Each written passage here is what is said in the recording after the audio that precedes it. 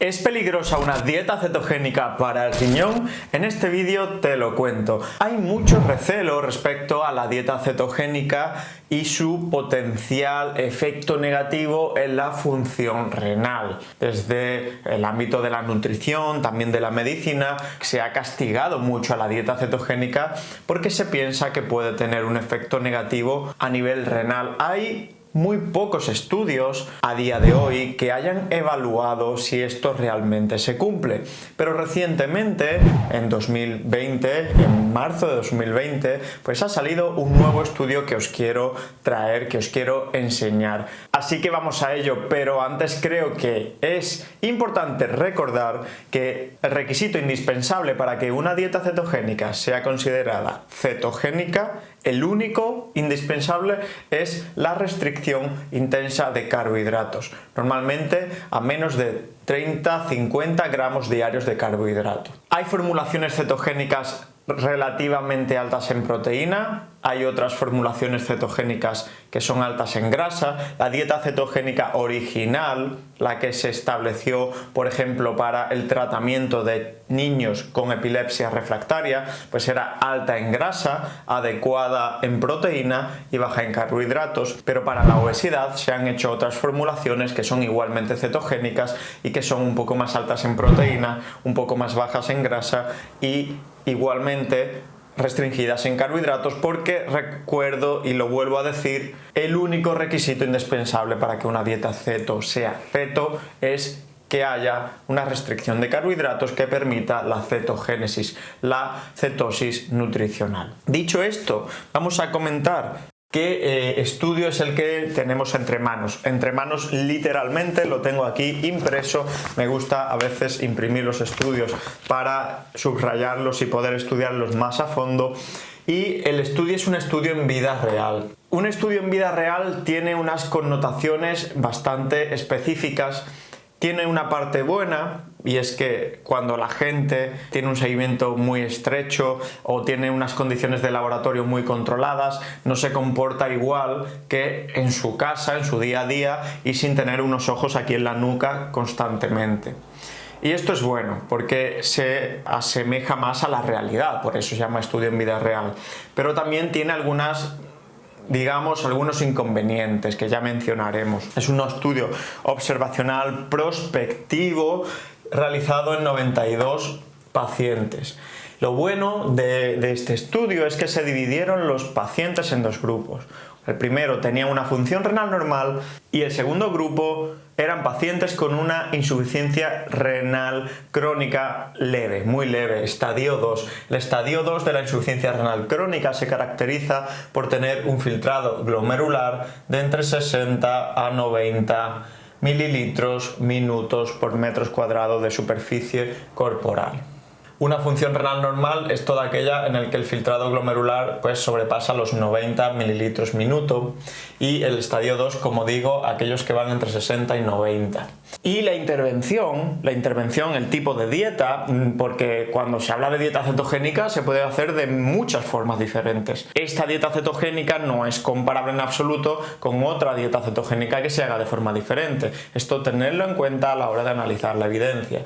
Lo que se hizo fue una Very Low Calorie Ketogenic Diet, o del acrónimo del inglés, dieta cetogénica muy baja en calorías. Muy baja en calorías, un déficit calórico muy importante.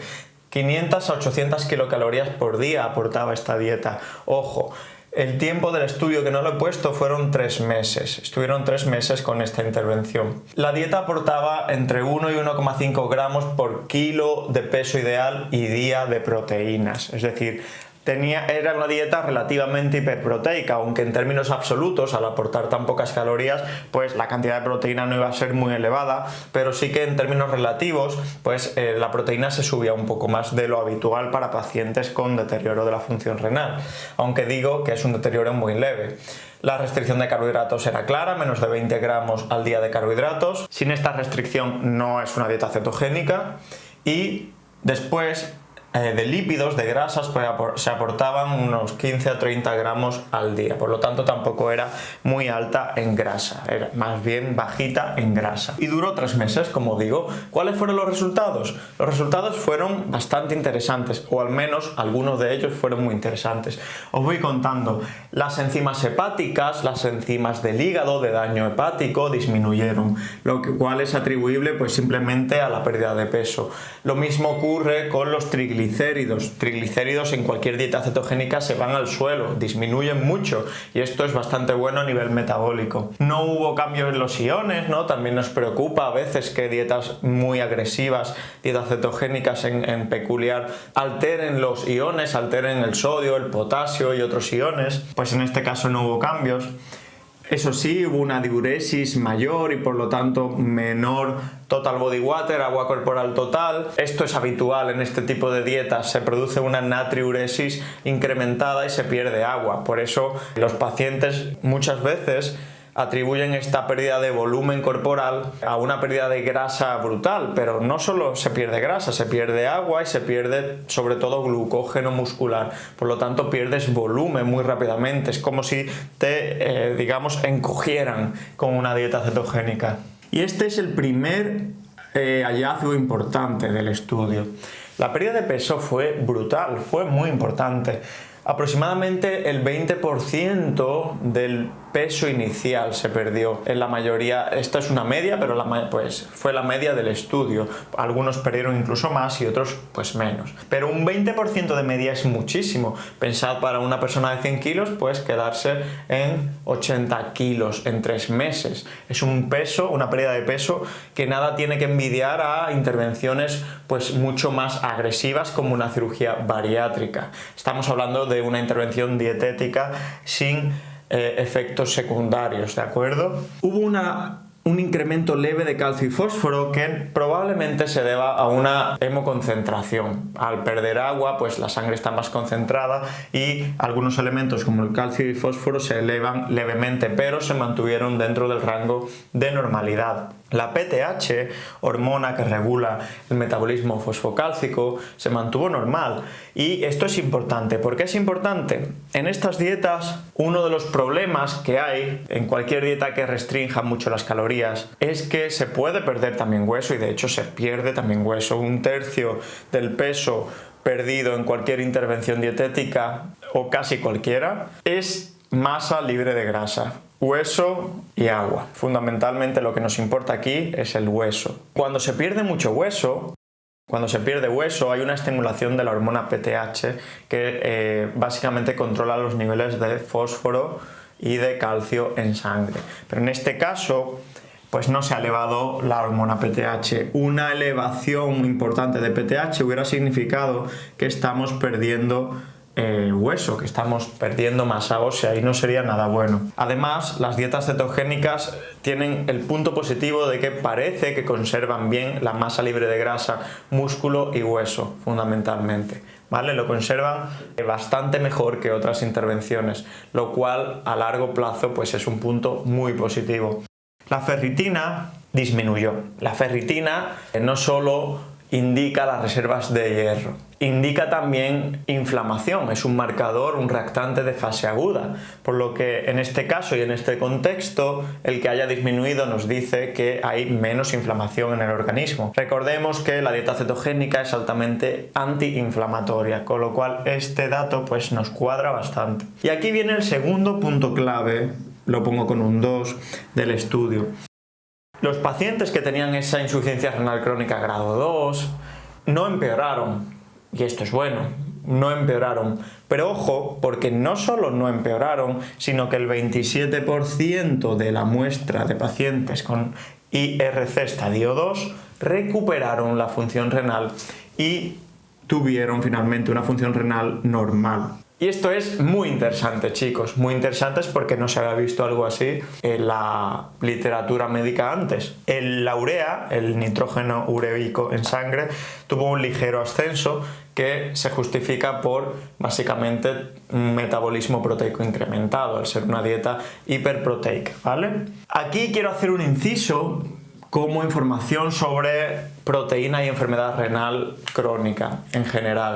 Se está investigando últimamente mucho sobre proteína de riñón y parece que no solo es importante tener cuidado con la cantidad de proteína, sino que también es muy importante mucho el aportar calidad de proteína, es decir, el tener cuidado y ser consciente con las fuentes de proteína que se aporta a los pacientes renales. La mayoría de guías de práctica clínica desaconsejan la carne roja, mientras que la carne blanca, pollo, pavo y el huevo tienen un efecto neutro sobre la función renal, es decir, parece no empeorarla y tampoco parece mejorarla. No obstante, parece que la proteína vegetal, soja, tofu, tempeh, proteína de guisante, proteína de arroz, proteínas de fuentes vegetales, de legumbres, parece incluso que tiene un efecto nefroprotector. No se sabe si por la propia proteína vegetal o por otros elementos que van asociados a los alimentos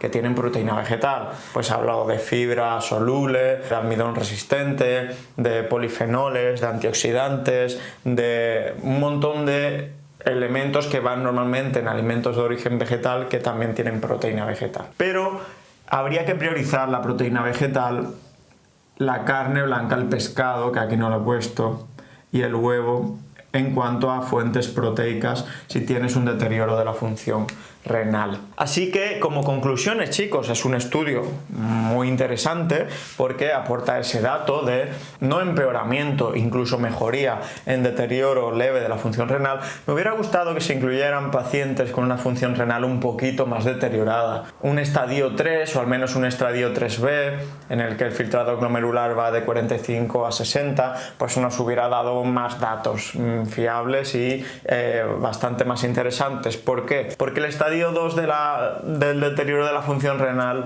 muchas veces no nos dice demasiado e incluso muchas veces es reversible cuando se pierde peso, se mejoran factores de riesgo cardiovascular como la hipertensión, por lo que no es muy significativo, pero nos abre la puerta a que en el futuro se puedan hacer estudios con pacientes con deterioro de la función renal más avanzado, más graves. Como conclusión, pues una dieta cetogénica de este tipo, tan restringida en calorías, es una intervención bastante apta para perder peso y bastante efectiva y además de segura. Pero además se añade que es segura en pacientes con un deterioro leve, cuidado, de la función renal. Así que otro estudio más, otro vídeo más. Muchísimas gracias por vuestra atención. Nos vemos en el próximo. A seguir empoderando.